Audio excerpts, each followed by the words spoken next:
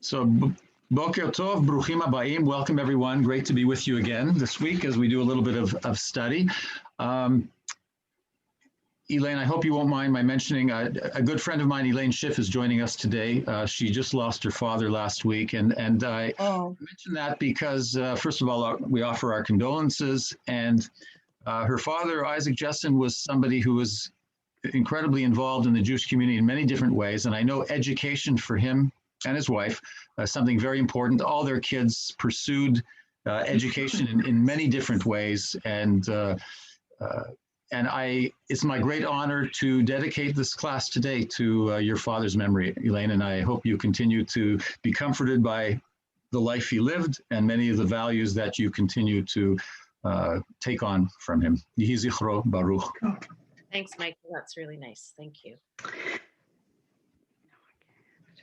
So just before I begin, or as part of our beginning, Aviva mentioned before that we kind of stray for a while, for quite a while, from narrative, which has really been the focus of what we've been reading since Bereshit, since we began this cycle of the Torah. And it's interesting that sometimes our focus, when we change to laws, when we change to ritual as opposed to narrative, maybe the understanding that's going to be a little less engaging, a little less exciting.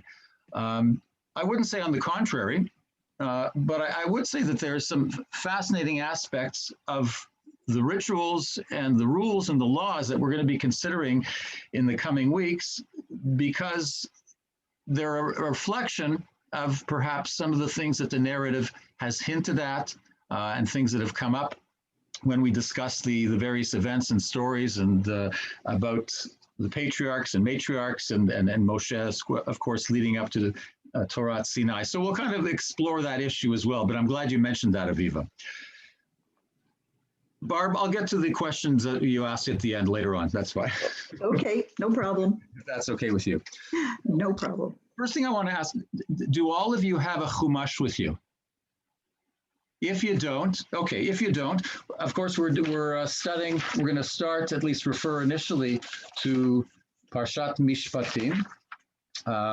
So those of you who have a text with you, you can find that in chapter 21 of Exodus. I'm going to bring up a text because I want to ask a question before we start with anything. It's just a very technical thing. So if you give me a moment, I'm just going to share a screen with you. Just give me a thumbs up when you see it come up on the screen so I know.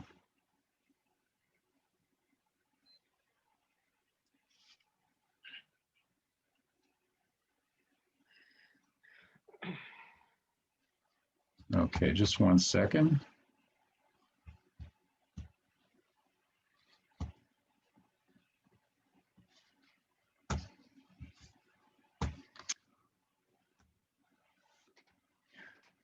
So let me ask you, whatever your level of Hebrew is like, look at the first verse. It is chapter 21, not chapter 22, by the way. Look at the first verse and tell me what you think of the translation of the first verse in the English. Does that translation look okay to you from whatever your understanding of Hebrew is? So I find it fascinating because my first question would be, if we're going to consider the text of Mishpatim,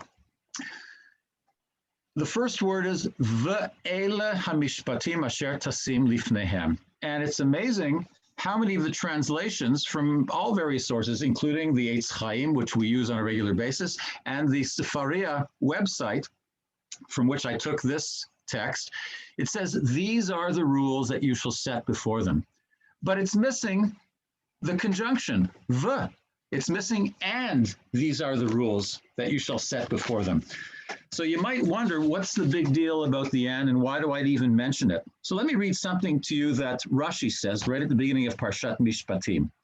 These are the rules. Now these are the ordinances, literally, and these. Everywhere the text says these, it supersedes what came before it.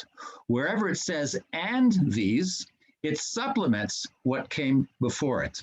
Here it implies that just as the 10 Commandments were given from Sinai, so were these. Okay, so this idea that we have this v, and these are the rules.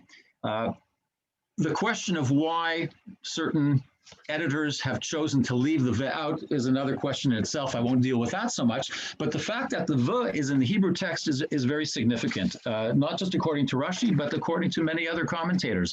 This idea of connecting what we're about to study in what we call the covenant of the book, Parashat, beginning with Parashat Mishpatim, and its connection to what we read before. And what did we read, of course, last week? Aseret HaDibrot, the 10 utterances, or as often is translated, the 10 commandments, although that's not really the Hebrew word. So the connection between those two might not be that clear. We have this grandiose decalogue of rules, very, very prominent ones about what our relationship with God should be, and some kind of general idea of how we need to relate to one another with such very powerful prohibitions, such as not killing, not stealing, not committing adultery, not coveting those things which belong to our neighbor, etc. But very general, but very powerful prohibitions.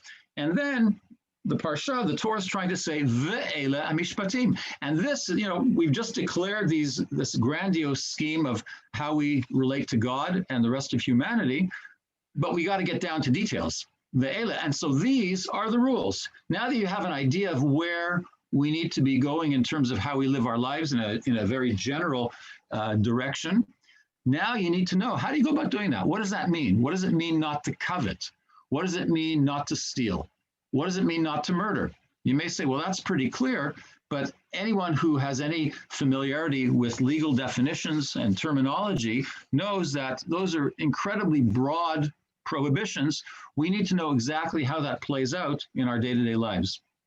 And you might ask, even more importantly, if I were to ask you which of the Aseret HaDibrot that relate to relationships between human beings, which would you say is the most powerful, the most important of them?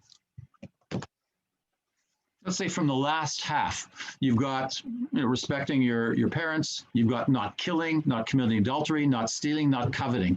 Which of those would you say is perhaps the most important, if we can even use that term in comparison? Anybody want to take a guess or offer an opinion? I'd say parents or coveting. Parents or coveting, okay. Anyone else? Killing. Killing, okay. I think it's parents. Parents, all right. Any other opinions? I would say parents too. Okay, that's, I think, wonderfully insightful of you, because I think that perhaps the obvious one would be to say, don't kill. Human life is of value, and you can't go about taking the life of another human being. And yet many of you say that respecting your parents perhaps takes prime position, and then maybe from that, we can appreciate some of the other ones. Okay, certainly valid viewpoints, but what does Parashat Mishpatim start with? It starts with, if you look at the text, when you acquire a Hebrew slave, he shall serve 6 years. We're talking about slavery.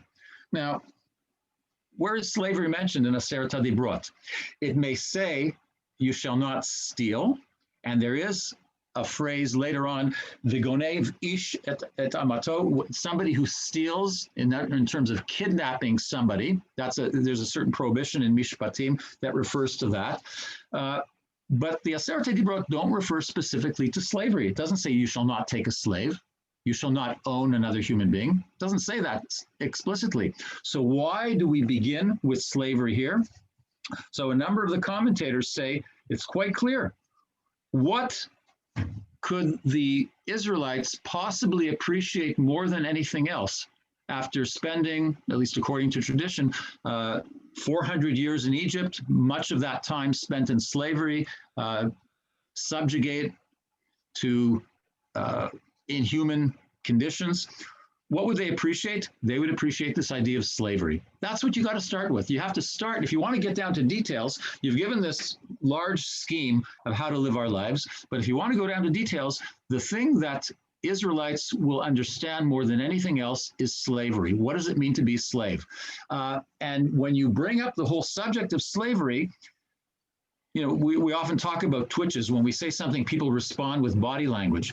The moment you mention the word eved and slavery, it probably strikes all these individuals very powerfully. It's not the generation that's about to enter the land of Canaan. It's the generation that just left Egypt, however many weeks ago before they get to Mount Sinai and Revelation. So they have experienced on their own backs, in their own psyche, what it means to be a slave, what it means to be considered perhaps less than human, a subhuman, if I can use that term somewhat anachronistically, but the idea that they are the property, they are owned by others, and others can do with them as they want.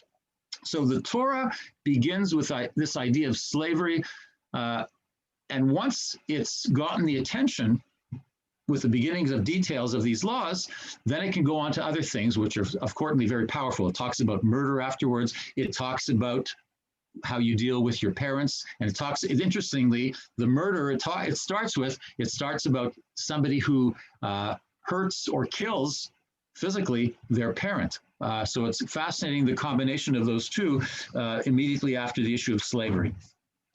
But there's really a bigger question here, because if you look at this idea of slavery, what is the Torah saying here? It's saying slavery is okay. Slavery is acceptable. Or is that what it's saying? Maybe it's saying something else. When you read these passages, and later on, and this may hit home even more powerfully, when it talks about the fact that a father can sell his daughter into servitude to someone else with the intent that that person marries him, but sells the daughter. I mean, what does that say to you? When, especially, we talk about contemporary issues of people selling their daughters, which is something that continues to happen in many different places around the world. We'll talk about that a little bit later. But all these rules and acknowledgement of existing circumstances that the Torah not only acknowledges, but seems to condone. Would you say that the Torah condones slavery from what we see here? I'll leave that as an open question. Anyone want to take a stab at that? How does that make you feel? The Torah is saying, okay, yeah, slaves are okay when you acquire. It doesn't say if you acquire. The translation is when you acquire, meaning you're going to be acquiring slaves, whether they're Hebrew or non-Hebrew. And that's a whole other issue in itself, this differentiation between Hebrew slaves and non-Hebrew slaves, non-Israelite slaves. So what is your sense, what is your feeling about the fact that the Torah is acknowledging and accepting and seemingly, at least on the surface, condoning the existence and maintenance of slavery in some measure, even perhaps as not as harsh as practiced in Egypt, but slavery nevertheless? Anyone want to comment? Is it the same notion as a slave as we're thinking about it? Is it not just a worker, somebody who? Oh no, it's definitely there are other words for workers. And here we're definitely talking about eved, a slave, somebody who's sold into or comes under circumstances where they have to sell themselves. They may owe money, and for that reason they sell themselves. It's not just an indentured servant. We're talking about slavery. Again, we have all sorts of connotations and images of slaves, perhaps most recently from the Black experience in the United States, but many other places as well. But we're talking about slavery, somebody who is the property owned by others. And those are the terms used here in different contexts. So it could be, and it could be that if you introduce a radical different idea all of a sudden to a community that is used to doing something because everybody else is, that was the way things were there. Every society had slaves. now you're putting different, you're saying, okay, you can have slaves, but here are the rules for looking after your slaves, and gradually weaning them away from the idea of slavery altogether. That could be, don't do it all at once, do it gradually, and it will be more acceptable. Because the Israelites did appreciate freedom, but let's do it gradually, and it will be more acceptable to everybody around them. That's my possibility. Okay, and I'm glad to say that you're not alone in that thinking. There are many modern commentators who reflect on this idea that the Bible is condoning slavery, and it is. There's no question about it. It is condoning it, but perhaps there's some underlying guiding principle and understanding of human value and human dignity that acknowledges what's going on, and as you suggest, Anna, seeks perhaps to come to some kind of ideal at some time in the future, but that can't happen right now. Meaning we have to perhaps make some kind of compromise in acknowledgement of what reality is. And I would ask you, we often talk about, why does the Torah not begin with the Exodus? Why does the Torah not start with what is the birth of the Hebrew nation, later the Jewish nation, of course, when they have this first sense, this idea of freedom, when there's the first identity of being a people? Before they were a clan, they were individuals, patriarchs and matriarchs, but not until they leave Egypt are they really what you might call a nation. And though that makes sense as the beginning, then we often talk about the fact that it begins at Bereshit, because we have to have some kind of foundation and understanding of all human beings being created in the image of God, and therefore the Genesis and the narrative beginning with the creation of the earth is something that we need in order to appreciate the foundation of the Hebrew nation.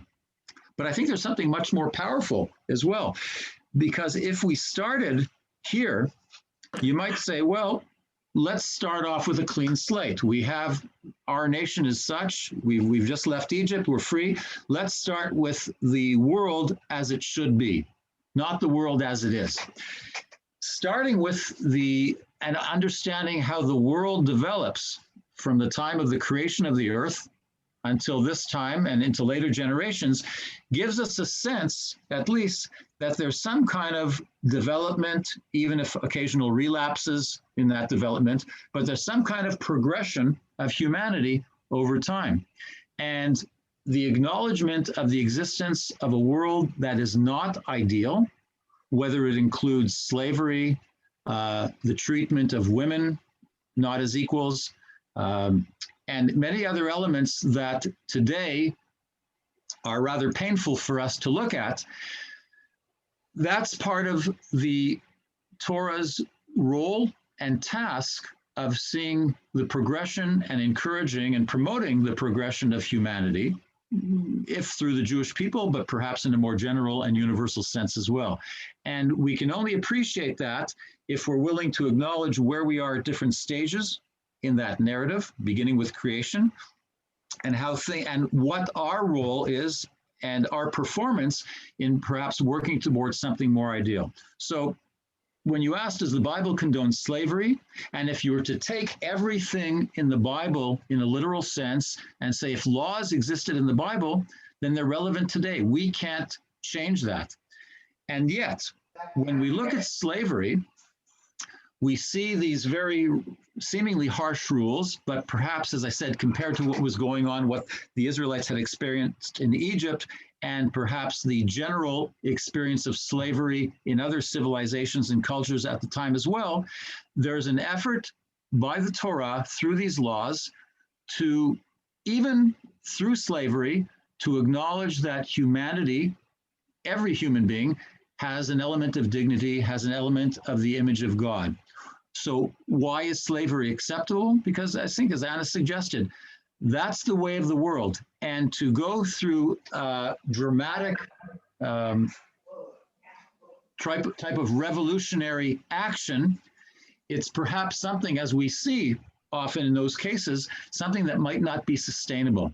You need to bring people to the point where over time they're willing to accept a change. If you look how long it took to abolish slavery in the States, where it had been abolished in other places before, the process of, and it's still going through the process of seeing people as equals. And unfortunately, that hasn't been reached yet.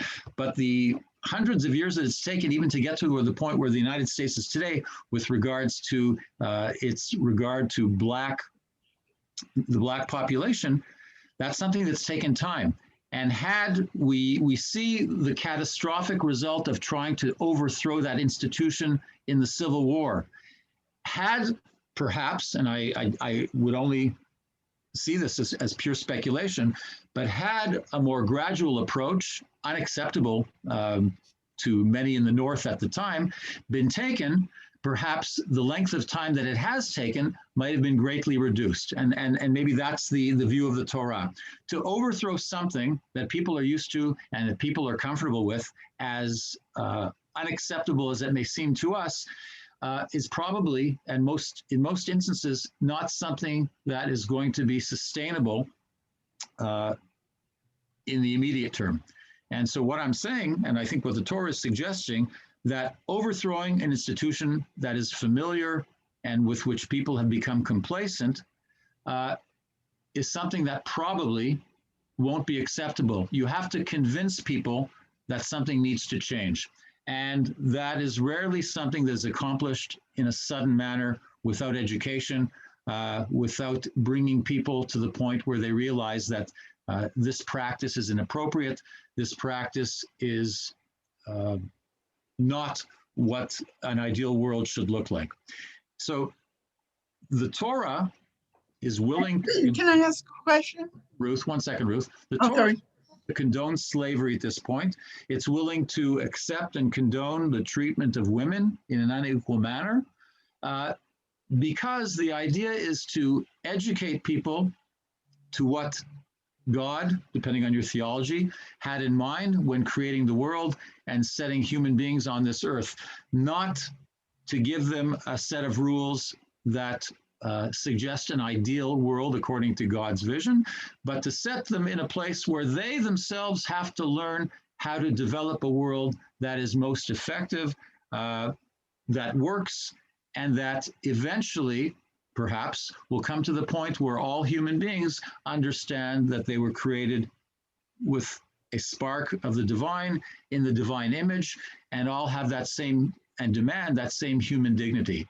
We're nowhere near that. We weren't there when the world was created, when Adam and Eve even were first placed in the Garden of Eden, if you will.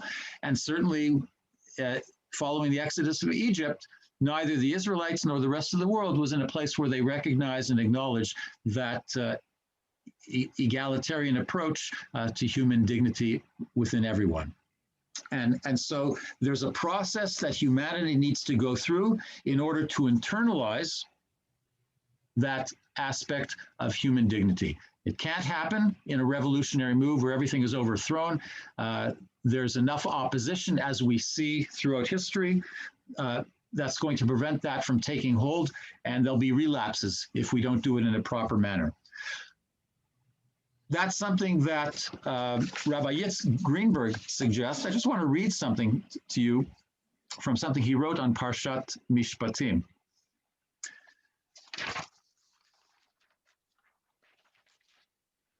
I defend the Torah's choice of temporarily incorporating social evils out of the belief that the future ideal world is best realized by the covenantal method, partnership with God and between the generations, working via gradualism, compromises, respect for human nature and the dignity even of opponents, and never ceasing until complete repair is achieved, may be slower and morally compromised, but it will more likely get to the goal.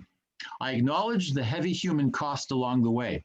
Still, I believe that there is a lesser toll and less human suffering in this method than has been done by the more ideologically driven, more universal, more immediate, totally demanding movements for the redemption that have proliferated particularly in recent centuries. There are also less dead ends or systemic outcomes which totally oppress the people. So a fascinating statement about this idea that gradualism and bringing people to the point where they can accept that change over time is something that makes a lot more sense. And I'll just give you a kind of example, a much more banal example, but I know that the issue of egalitarianism in Judaism, where women are offered the same opportunities and the same obligations as men with regards to Jewish ritual, whether it be having an aliyah, saying Kaddish, being counted as part of a minyan, serving as witnesses, etc. All those elements, if you go into a community and decide, well, these are absolute ideals of my understanding of Judaism, and it's time for this congregation to change and accept all that. The response and reaction to that is probably going to be a lot harsher, even from those who may kind of agree with that. But the sudden change and forcing of people to accept that change without consultation, without proper education, is not going to be very effective. And that's why I feel very proud of the way our congregation, and I give this as an example, has adopted the approach to egalitarianism. It wasn't something that was implemented from above authoritatively, although perhaps the initiative did stem from that. But the development and progression over time of slowly giving people the experience of having women participate equally in ritual here at Beth David is something that was accepted. There was never any serious and blatant opposition to that process because it was done gradually and with the opportunity to have people experience and be educated why that might make sense and that why that might be appropriate for our time. And as I said, lehavdil, to distinguish between that and this idea of slavery, maybe there isn't such a distinction. One is simply a harsher inequality, but both of them are issues that in our own time, we see as something that needs to be dealt with. It doesn't make a lot of sense in our world, and here at Beth David and perhaps in other communities within the conservative reform and other movements and other denominations in Judaism, to deny women the opportunity to participate equally. And it doesn't make sense for us today for people to be enslaved. And yet, people are enslaved. There's plenty of slavery going on in the world, and I'll come back to that in a few minutes. But the idea that an approach via education, via gradualism, with the caveat that there is compromise and there is suffering along the way. Sometimes our goal is, let's eliminate all the suffering immediately. Let's do something to eliminate it. That often isn't something that's going to be effective in the long term. And perhaps, as Rabbi Greenberg suggests, sometimes we have to be aware and tolerate those compromises and that suffering in order to get to a goal which is going to be a more sustainable one, even if it takes longer than we ideally would like. Ruth, I'm sorry I didn't allow you to continue. So go ahead. I was just curious, when Yaakov went into Egypt, did he have slaves? I didn't think that they had slaves. It doesn't say anywhere that they had slaves, but it's probably, if Abraham had a slave, Eliezer, and he's referred to as a slave, as an Eved, it doesn't mean that that slave was subject to the conditions that a slave in Egypt was. The terminology, the acceptance of somebody in servitude was something that was common. Again, even for Abraham, somebody we identify with welcoming the stranger, being a wonderful host, and trying to help people in dire situations. Even Abraham had a slave. Now, Abraham has treated Eliezer quite well, and we have no indication otherwise.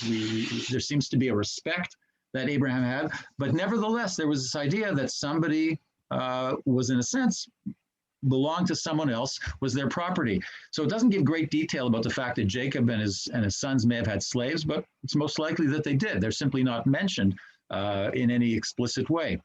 Because they only said that there were 70 people that came into Egypt. Again, 70 people, it may be 70 free people. There may have been, again, there's no clear indication of exactly how many, 70 people from the family, from the clan, that you would consider as part of that group that had some kind of legitimacy being regarded as such. But they probably came with slaves. Again, we don't know because there's no official account in the Torah of such. But the fact that they came to be so large a number over that period of time that they were in Egypt, and when they left Egypt, they were in hundreds of thousands, probably indicates, and it suggested that there are others who came with them. And those others may not have been free. Those others may have been taken with them and eventually become their slaves. We don't know. This is all speculation. But the fact that the Torah recognizes immediately at Sinai about taking slaves, whether Hebrew or non-Hebrew, is an acknowledgement that that was something that was practiced. We don't read any great detail about slavery during the Israelite period, but it's quite clear that they were taken whether in war or whether because they were in debt, and they belonged to people. These laws would not exist. They would not be suggested if we didn't have to deal with them. Laws are brought about to reflect the reality and existence of a certain situation. Laws don't come out of a vacuum. You don't create laws without a situation existing where those laws is necessary. So the fact that they're talking about laws related to slavery and all the other things that Mishpatim talks about means that those situations were there. How do we deal with this? How do we humanize as much as possible slavery? So the Torah suggests these are the first ways that you can do that. You limit the time that a slave is allowed to serve, meaning you have this idea that in the second year they shall go free, and certainly the Jubilee year where all slaves are freed. So the Torah is making great effort. Somebody themselves, I hear some.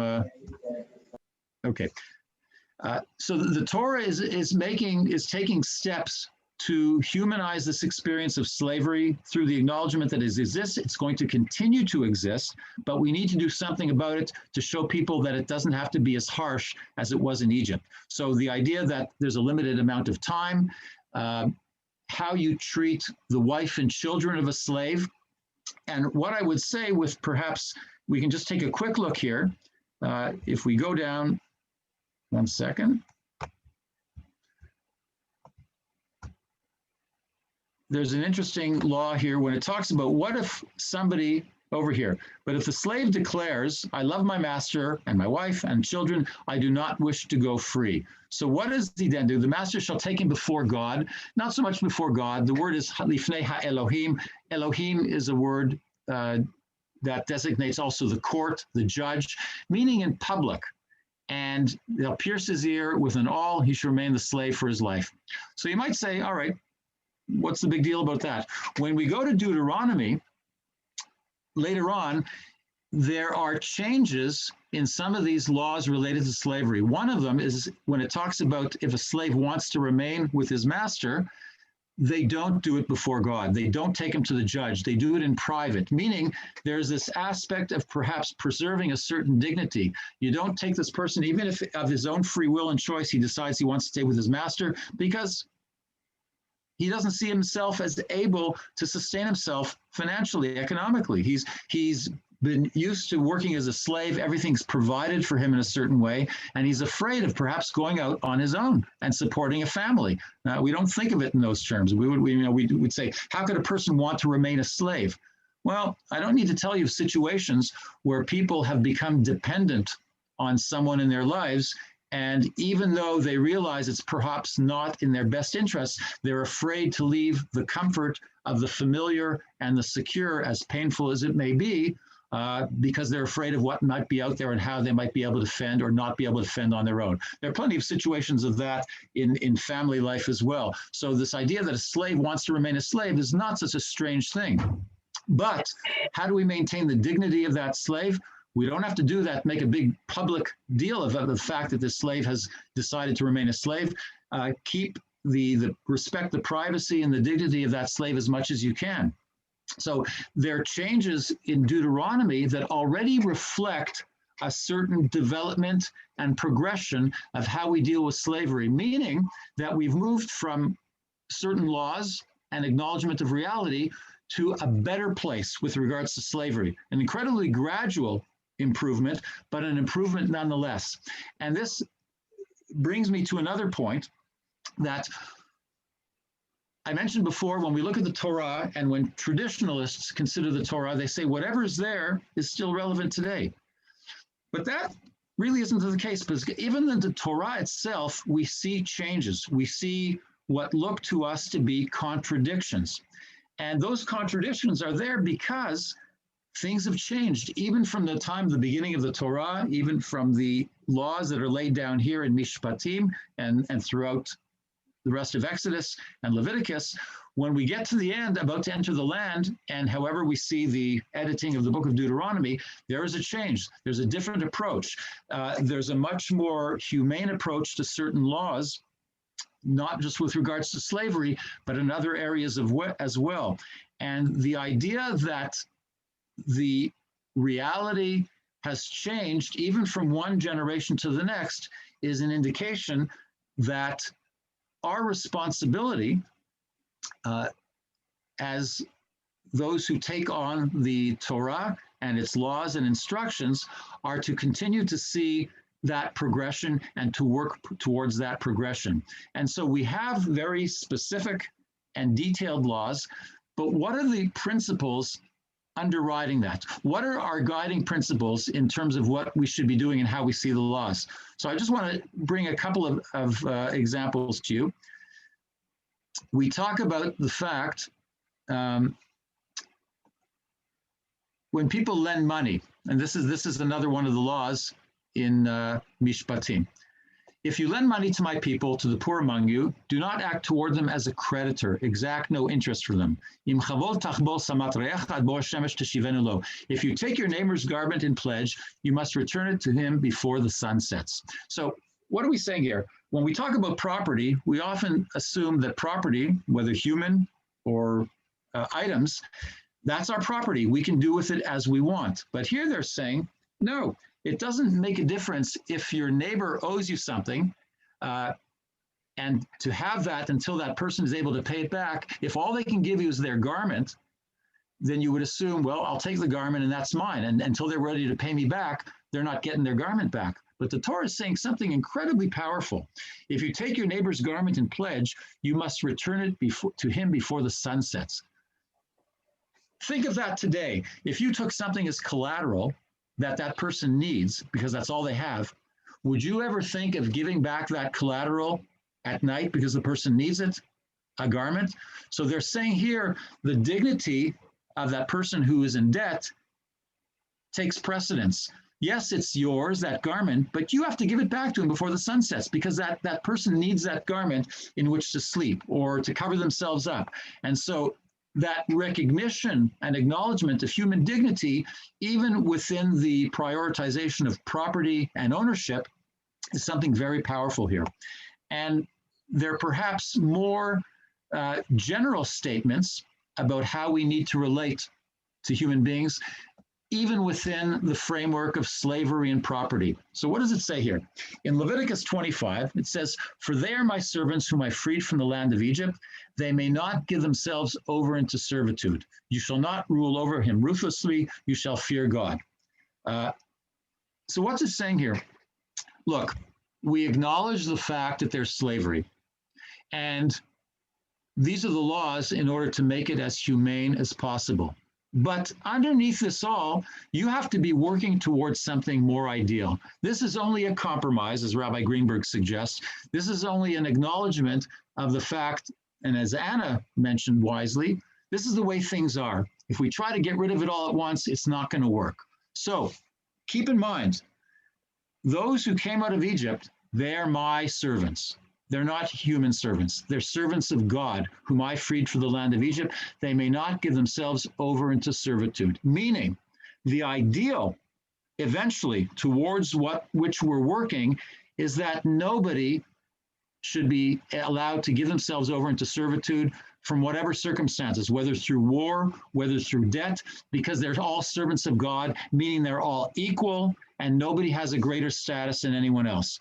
I realize, says God, that that's not the way things are today, but that is your guiding principle. That's what you have to work towards, that eventually no one will be in a position of servitude. And Well, just my servants. they'll be servants of God, but of course we can perhaps count on God to treat God's servants in the most humane ways, because all those servants of God were created with the divine spark in God's image. And so they have that infinite, that beautiful element of the divine that needs to be recognized and acknowledged. And so as God's servants, we can be sure that we're going to continue to be treated as we should be. And one more element I want to just mention in terms of a guiding principle in Deuteronomy, which I said, if you look at the laws, there are changes, and that's perhaps there's a need to look at that in much greater detail to look at some of the many differences. I've only mentioned one with regards to slavery, but the underlying principle and guidance is this as well. ועשית הישר והטוב בעיני אדוני למען ייטב לך ובאת וירשת את הארץ הטובה אשר נשבע אדוני לאבותיך. Do what is right and good in the sight of the Lord. So what's that saying to us? That right now, the things you're doing are perhaps kind of okay with God, but that's not what is right and good in the sight of the Lord. It wouldn't mention something like this if everything that has been said so far is in fact good and right in the sight of the Lord. Meaning, this is something that we have to work towards. What we're doing now is a compromise, but it's not the ideal. It's not where we need to be eventually. Now, whether we ever get to that ideal is a whole other question in itself, but we have to be working constantly towards that ideal. So we have to see the way we deal with issues such as slavery as a progression and a process that we have to work towards. We have to internalize the need to get to that ideal, and it's up to us to do that. God's not going to change things at once. God's not going to bring about that revolution. God has given us certain instructions, guidance to what we should be working towards, but it's up to humanity to realize what that eventual ideal is and do what it can in order to work towards that. So we see that already in the Torah and the laws we've developed over time. Rabbinic laws have shown that progression, but that progression has to continue. We're not where we need to be, and to freeze something or fossilize it at a certain point in time, whether as the Karaites believed in the Torah itself is taken literally with no development from that, or as perhaps traditionalists today say, at a certain point, we no longer have the authority or the ability to make the necessary changes. That's not what the Torah is saying. The Torah is saying God has given us that authority to make the changes necessary in order to work towards these ideals. A couple of the examples that I've given you, whether it's doing what's right and good in the sight of the Lord, whether it's acknowledging that we're all created in the image of God, those are the principles, those are the guiding principles which need to inform us as to how to develop and advance and change laws accordingly. So I'll offer an opportunity for people to respond and ask now. Go ahead, Aviva. Is it okay? So I really have been appreciating this, thinking about the question of slavery, both in terms of relativity to the societies around us, relativity to a timeline, relativity to, how we educate and move forward. And I wanted to just offer maybe one more, a different idea, to go back to your original question of that vav in the beginning of the ve'ela, and how do the Ten Commandments sort of blend into this parsha about laws. And I'm thinking about slavery not just as physical slavery, but also the about slavery impeding our freedom to think freely and to be able to worship freely. And so thinking about this weaning off of slavery, physical slavery, that I think I see that the Torah is trying to ask us to wean ourselves also off of emotional and mental slavery, therefore being free to follow God's word and to worship as a people and so on. And I don't know if you're going to get to this or not, but of course the root of the Hebrew root of Eved is also the root of avodah, which is how we describe worship. So it's not that we're slaves to God, but it's that we break the shackles of slavery maybe to be free. So we have to understand slavery first so that we can understand what freedom is in order to continue as a people. Thank you, Aviva. I think that's along the lines of what the Torah absolutely suggests. And this idea that because we often talk about freedom, Shalach et ami is what Moshe says to Pharaoh. And that's let my people go. That's what we always translate that phrase, Shalach et ami. But we always forget, as you suggest, that the second part of that is v'yavduni, that they should serve me.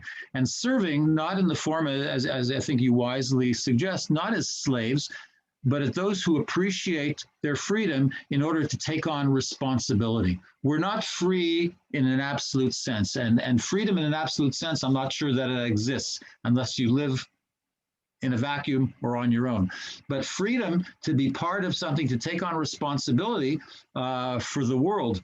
And that's this idea of worshiping God, the avduni, and that's how it's often translated, in addition to serving God, but to worship God, as you rightly suggested. This idea of avodah is worship, not just being a servant or a slave to some set of rules that we don't understand or don't seek to explore. So thank you very much for that. The last thing I want to mention is that, so where does that put us today? Great, I have an understanding of slavery in the Bible and the fact that it may condone it, but eventually it wants us to get away from slavery. So where are we today? Has slavery been abolished? And that's kind of a rhetorical question, because slavery exists. And as a matter of fact, we would say it doesn't exist. And the fact that it exists is that there was a day created by the UN back in 1949 called the International Day for the Abolition of Slavery, the 2nd of December. That's back in 1949. And statistics today show that there are different ways of defining slavery. So some of the ways that it's defined today are forced labor, debt bondage, forced marriage, and human trafficking, among others. And it's estimated today that there are somewhere around 40 million people who are victims of modern slavery. And the way they break that down is that there are 25 million people who are, in their terms, trapped in forced labor, and 15 million people who are subject to forced marriage. And without criticizing or specifying different cultures or civilizations or religious approaches to these issues, it exists today according to our definitions of what living in servitude might be. So there are 40 million people who are living in those types of conditions. And in addition to that, there's somewhere around 150 million children in the world. 1 in 10 children in the world is subject to child labor under various conditions. So when you hear those statistics, you might say, well, so what has this approach of compromise and gradualism done? If we still are witnesses to those many millions of people who are subject to these conditions, then how can we say that it's been effective?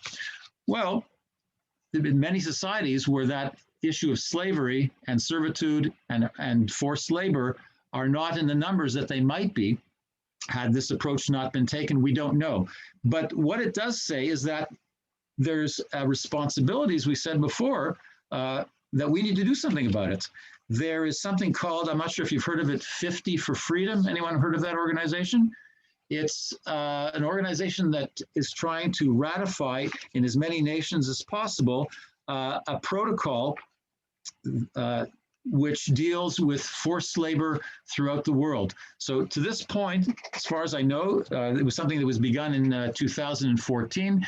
There are 49 nations who have ratified this convention, putting the responsibility on governments to make sure that steps are taken to prevent child labor, to prevent all the other issues I mentioned before, forced labor, debt bondage, etc.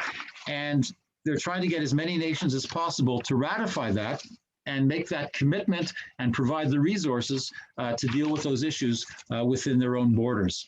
So it's called the Protocol to the Forced Labor Convention. And as I said, it's something that's in process. Canada is one of the nations that has ratified it. As far as the United States has not.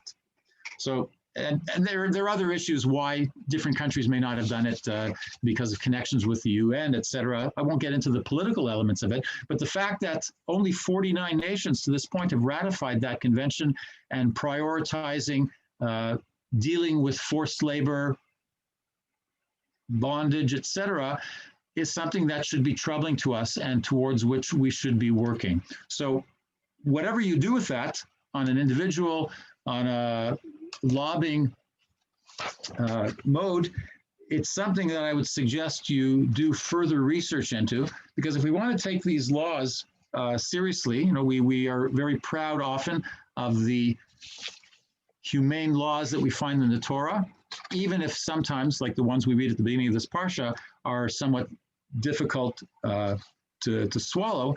But the idea that the Torah takes an approach to acknowledging a reality, trying to find ways to deal with it and work towards an ideal, we have to be part of that. It's not, we say the Torah takes that approach. It's not the Torah. It's the Jewish people, and hopefully in partnership with other nations and other religions and cultures within humanity. So hopefully that's something that will give you some food for thought and some food for action as well. We try to, you know, we study the Torah on a weekly basis, but it's not something that should be left as in the academic realm or in the purely speculative realm. It's something that needs to encourage us towards action to work towards that more ideal world. So if anyone has any comments, I'll be happy to entertain those. I know we've gone a little bit beyond what we usually do in terms of time, so if anyone needs to leave, I won't, even if I should, take it personally, but I welcome anyone who'd like to share or ask something. Please do so.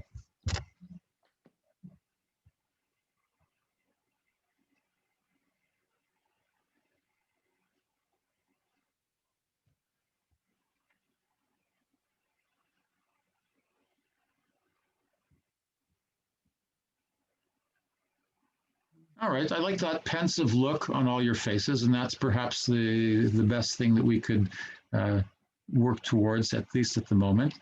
So it's always been a pleasure to study with you, and look forward to continuing in the coming weeks.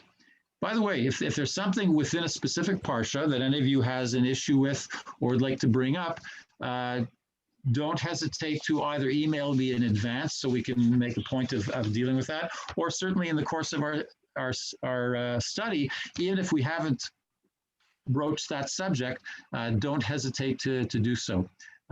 Barbara, there was a question I posed this morning, just a little technical ritual issue. From how many Sifrei Torah do we read this Shabbat? That was part A. And part B, from how many Sifrei Torah are we actually going to read from this Shabbat at Beth David? So the B part is probably a lot more difficult. That's only speculation. But hopefully the A part, most of you may know. Aviva, you know. I know. It's two. So how many Sifrei Torah? Two. We're into 3 this week. Parshat Mishpatim, Rosh Chodesh, and Oh, Shabbat Shkalim. So It's I'll one of try the, to pull out 3 Sifrei Torah and get them all on the table this Shabbat, and hopefully we'll have a chance to read a little bit from each of those 3. But I would imagine you're only going to be able to read one this Shabbat unless you have